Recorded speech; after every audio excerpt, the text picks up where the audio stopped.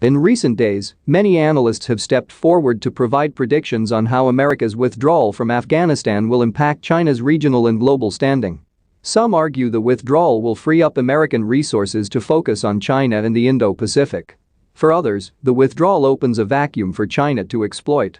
Still others assert that Taiwan is now more vulnerable because Beijing has taken the measure of America's resolve and competence and found it lacking. While it is difficult to know with certainty how China's leaders are evaluating developments in Afghanistan, it is possible to draw a few preliminary conclusions. The following observations are based on over a decade of discussions with Chinese officials and experts focused on such questions. Does China see an opportunity to exploit in Afghanistan following America's withdrawal? Most Chinese counterparts I know are unclouded by any optimism about their capacity to transform Afghanistan. They harbor no ambition to run Afghanistan or to turn Afghanistan into a model of their own form of governance. Beijing is master only of its own interests in Afghanistan, which are predominantly animated by security concerns. Chinese leaders worry about the spread of instability from Afghanistan into adjacent regions, including spillover into China. They also worry about the inspiration that Islamic militarism could provide to others with similar aspirations.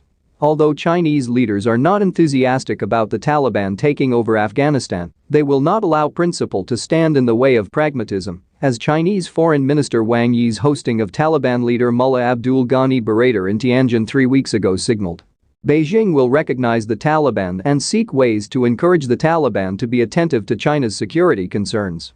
Beijing will urge the Taliban to deny safe haven to Uyghur fighters and other groups that could destabilize Central Asia or harm Chinese interests in the region or at home. Over time, China would welcome opportunities to benefit from Afghanistan's rich mineral deposits and incorporate Afghanistan into its Belt and Road Initiative, but it likely has learned from America's experience that even modest expectations in Afghanistan must be tempered. Beijing's lack of development at its major investment in the Mes Aynak copper mine demonstrates its willingness to exercise patience in pursuit of return on investment. Beijing likely will take the time necessary to gain confidence that its defensive security requirements are met before it attempts to advance its affirmative interests in Afghanistan. How will China respond to America's withdrawal? The principal means through which China may seek to profit from America's withdrawal might be its efforts to advance a narrative of American decline.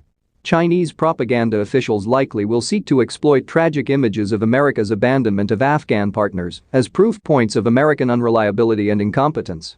These efforts likely will seek to reach two audiences: a domestic one and an international, non-American one. For the domestic audience, Beijing's message will be that the United States is not an object of worship. Unlike Washington, Beijing will not intervene in other countries' civil wars, spill blood, and leave